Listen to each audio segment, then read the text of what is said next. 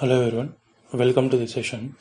In this session we'll see curvilinear motion. Curvilinear motion occurs when the particle moves along a curved path.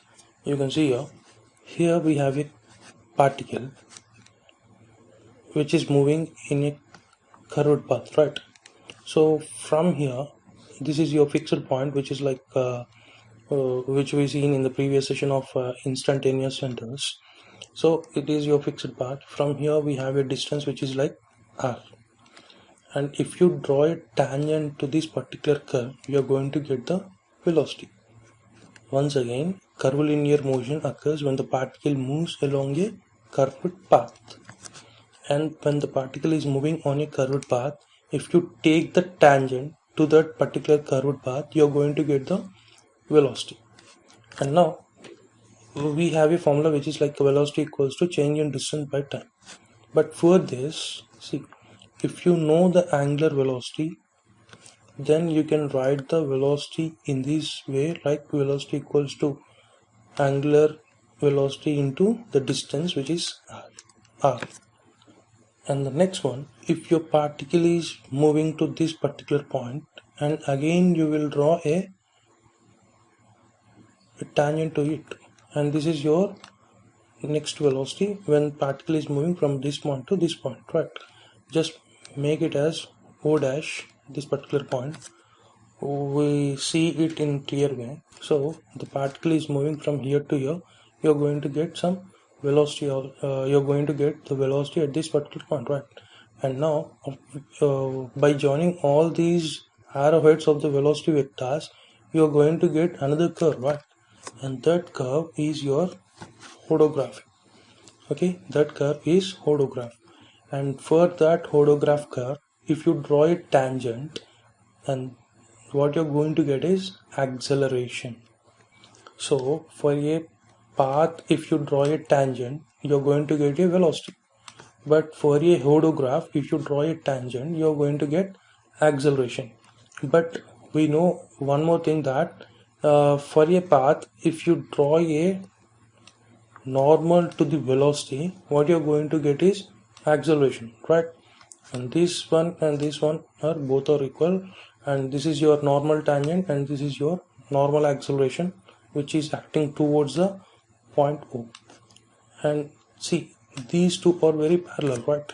Now the acceleration formula is change in velocity with respect to time, but if you substitute the velocity, which is like change in displacement with respect to time, you're going to get this formula. So now you can get this acceleration in the other way, like if you draw a line from here towards a point, you're going to get a acceleration. But don't confuse with these two. And the tangent which is for the hodograph is parallel to this one, right? So the both are accelerations. We see some points on curvilinear motion. Curvilinear motion can cause changes in both magnitude and the direction of position, velocity and acceleration vectors. So it can change the magnitude and the direction. The velocity vector is always directed tangent to the path. Okay, the velocity vector is tangent to the path. In general, the acceleration vector is not tangent to the path, but it is tangent to the hodograph. Clear? If you want to know the velocity, draw a tangent to the path. If you want to know the acceleration, draw a tangent to the hodograph.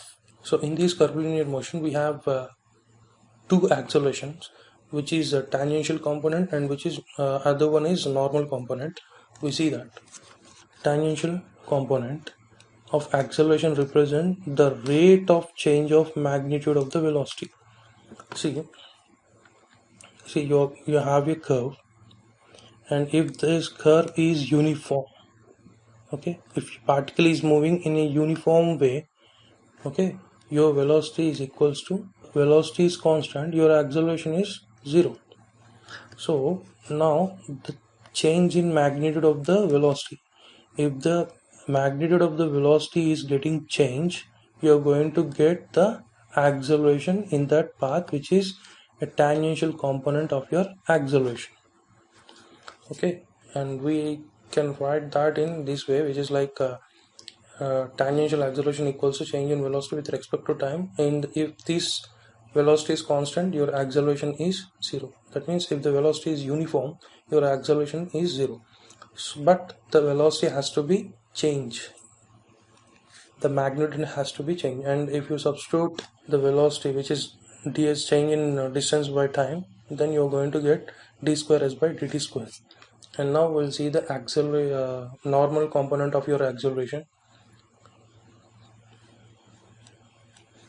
A normal component of acceleration represents the time rate of change in the direction of the velocity. So if the direction is changing in a curve, the particle will change its direction, right? But in a linear way, your particle is not changing any direction. So when the particle is moving in a linear way, you won't have this normal component of your acceleration. But when it is changing its direction, that will happen only in the curve or rotations or circular motions, right? So in that, it is the particle is changing the direction. So because of that, you're going to get a acceleration which is acting towards the midpoint, and that is your normal component of a acceleration, or you can also call it as radial acceleration or centripetal acceleration. Clear? And this acceleration, which is like a normal component of your acceleration, is designated by v squared by r. When change in magnitude of the velocity is taking place, the tangential, what you're going to get is tangential component of acceleration. If the velocity is changing in its direction, then you're going to get the normal component of the acceleration. Now what is the total acceleration? The square root of tangential acceleration square plus normal component of your acceleration square is your total acceleration. See, from here you will get to understand what is tangential and the normal. Once again, if your velocity is uniform or constant, this component will get cancelled. Why? Because your tangential component is tangential acceleration is 0. Then what you're going to get is only normal acceleration. And if a particle is not changing its direction, then normal component will get cancelled, and what you're going to get is tangential acceleration. Okay. We'll see very clearly this. See here increasing speed, that means this velocity is changing its magnitude. Because of that, it is taking tangential acceleration. So because of changing the direction, the normal component of your acceleration also taking place. So now if you solve these two acceleration, what you're going to get is total acceleration. Clear? And the same way here also, it is change in magnitude of the velocity, so that's why you're going to get tangential acceleration. If change in the direction of the velocity, you're going to get the normal component of the acceleration, which is acting towards the point, and this normal acceleration is also called radial acceleration or centripetal acceleration, and this is your total acceleration. And moreover, see here, if the particle is moving in a linear way without changing its direction, your normal component is 0, and you can cancel the square and the square root. What you're going to get is tangential acceleration. That means for a linear one without changing any directions, the acceleration what you're going to get is tangential acceleration. Thank you.